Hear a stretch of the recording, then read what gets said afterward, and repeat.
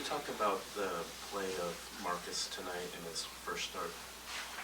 He did a really good job getting us into our offense. Arizona State really pressures, so we were worried about that. With the way that we've been playing in the first half, he had a couple turnovers, but he did a good job getting us in and was able to score at the end of shot clocks, and he's a good open shooter. So I was pretty happy with how he was offensively tonight. What's happened with Jaden McDaniels? He didn't start and he didn't finish. Yeah, I tried to go. We needed a point guard in the game. We really felt like we needed to go with a point guard. The 2 games I started Raekwon, he had 2 of his best shooting nights, so it was one of those things. I'm just trying to find the right combination. Jaden gave us some good moments in the first half, and just need him to be better. And after halftime, you scored 50. Yeah. But was that the pace that you like that game to be? No. What we did, at the beginning of the game, beginning of the second half, I think we got 5 straight stops in a row, and we missed 4 or 5 layups. I think we missed 7 layups in the second half, point blank. And, those are things where you have it, you have that opportunity. I thought our energy was decent in the start the second half, and we just couldn't finish around the basket. And, those type of nights happen, unfortunately. In like these past 3 games, is the defense not as sort of tight as you want it to be? Yeah, it's I think right now, that's the thing with youth is understanding that. So you have the catch-22 of having a point guard in this, those types of things, but also where we need to be great defensively. The young guys are good, they're better, but they that's where you kind of weigh the scale a little bit per se. But I got to give them a lot of credit. I mean, Arizona State, they don't go to the foul line a lot. I think they go the least amount in our league. They went 33 times tonight. They were aggressive. They were attacking our zone. They were attacking our forwards, and they got to the line. That was a big part of the game. It seemed like you guys were able to get some things going in spurts. What was stopping you from building on that? Maybe get some consistency together. Just the timing of some. It wasn't. We only had 14 turnovers. It was the timing of some of the turnovers. I felt like we got in transition a couple times, and we where we should have got a shot or a layup, and we turned it over, or we got our opportunities early and we missed some shots, and sometimes that happens. But we've got to be better at that. I mean, those are layups. Do you think that guys had a hard time sort of like adjusting to the way that the game was being called on the outside? Because it seemed like a lot of that ticky-tack stuff. I don't know. I think that the difference was their pressure in the first half. They were pressing, and it's when teams press, you can't get into sets. So you try to go into your flow motion, and so just like Oregon in the second half, you can't really get into a set. You're running flow, so you can't really determine of how you're trying to get guys shots, and so.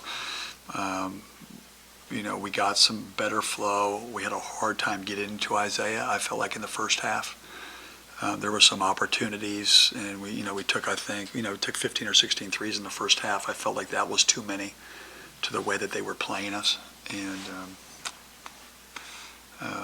but we just got to, I keeps going back, but it's really simple. I told these guys we just got to get better. We talked about Remy Martin shooting threes, and with a couple breakdowns at the beginning of the games, you've got to be able to make those plays, and we're breaking down a little bit. Jaden came in with so many expectations, and he's had his share of frustrations this year, and whether it's adjusting to refereeing, new team, college basketball, going to class. Yeah. Is he as frustrated as sometimes he seems? I think all these kids just have unfair expectations of just life in general. I mean, they're so talented, but everybody puts the world on their shoulders, and I think that can be frustrating. He's as talented a player as I've ever been around. There's no getting around that. College game's difficult. It's physical. There's not a lot of space, and it's a different style, and so we're just trying to get them better at that and trying to be better as a team. Amir said this was a stretch of losses that he hasn't experienced before, even in high school. Yeah. I'm sure a lot of these guys, I think, Raekwon Battle said he hadn't lost 10 games before since a sophomore in high school. Yeah. Are you worried about them a little bit, coping with this new situation? Yeah, you know, listen, you look at their faces, right? And the game is meant to have fun. You know, these kids put so many expectations on themselves, and, you know, coaches bend them, push them, stress them. At the end of the game, the game is meant to have fun, but there's only one way to get out of it. And, you know, collective energy, teammates picking each other up, getting to practice, not for a long period of time, but really being focused. And then there's action. You know, so many things are easy to talk about. There's so many motivational speeches and different things like that. This is a personal decision. We talked to him about, like, even Kobe tonight, like the Mamba mentality. It's a mentality, you know. It's not something that they talk about. It's actually action when he goes and does it. And that's how I told these guys. But this time off, I think, is going to be great for us. You know, we got 8 days. You know, we need to renew. We need renewed energy. We need renewed physical. We need renewed emotional, mental, and that's what we'll work on. Couple more guys. Last year you had Jalen, who just at the end of the game seemed to have no fear. Raekwon at times seemed to have no fear at any time.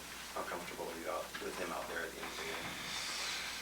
You know, with young guys, you just got to teach. You know, certain guys just have that knack. I think with, you know, Jalen Noel could not only shoot it, he could get in the paint, and he could make others better. He wasn't just a guy who shot, you know, and that's how good he was. He was so mature, and he had a go-to shot. He had the best mid-range shot I'd ever seen of anybody at any age. And so, you know, we're trying to figure out with our personnel, you know, 2 guys are playing a lot that never weren't playing, and that was Raekwon and Marcus, and we're actually relying on them, you know, and so those are big changes. And then that means that takes away minutes from other guys that had been playing a lot of minutes. So a lot of environmental changes a little bit, but you know, the thing that we keep reiterating to the team is that, you know, we're good enough, and now we've got to play a little bit better, and that's just the bottom line. And we can't feel sorry for ourselves. You can't be a victim. You know, you can't say this, you can't say that. We got to do. Everybody's got to look each other in the mirror. Bottom line. Is there a guy on the team that makes others better? You know, like as you said, that like makes the game easier for others. You know what? I mean, Marcus and Elijah, they've did that, but you know, that's a rare thing. There's the great ones not only make you better as a player, but they make you emotionally better. You know, they have the ability, like a coach, to do what?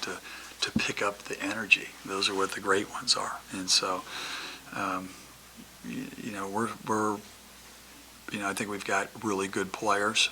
I really do. When we get good ball movement, player movement, the way it's built now with who we have, they have to be able to go make a play, and it's simple. The 2 guys come, I go to score, 2 guys come, I just kick it out, and when we're doing that, we're at our best. One last one. Hamir Reid has had a nice stretch of games Yes. recently. How much do you see him trying to set that tone that you asked for from the upper class? You know what? He's been really, really good. I'm really proud of him. He's the guy. He's the right now in the losing. When you talk about, you know, the bright spots, he's a bright spot. He is, you know, shooting the ball well. He is rebounding the ball well. We put him back at the center. I don't know if you noticed that today. To see he took a charge. He caused some problems down there. That could be something a little bit different that we do in the future. But you know, defensively, you know, in this game it's real simple. We don't give up 87 points. I think it's the most points we give up this year. It's probably the 3rd most points we've ever given up in the last 3 years. Unacceptable for us. And offensively, for the most part, you know, having 5 guys in double figures is a good thing. You know, we've been shooting decent from the 3, so you don't want to take away from getting open ones, but I felt like there was a couple forced ones, and when they're playing Isaiah the way they are, you got to get them the ball, especially if they're going to play man-to-man.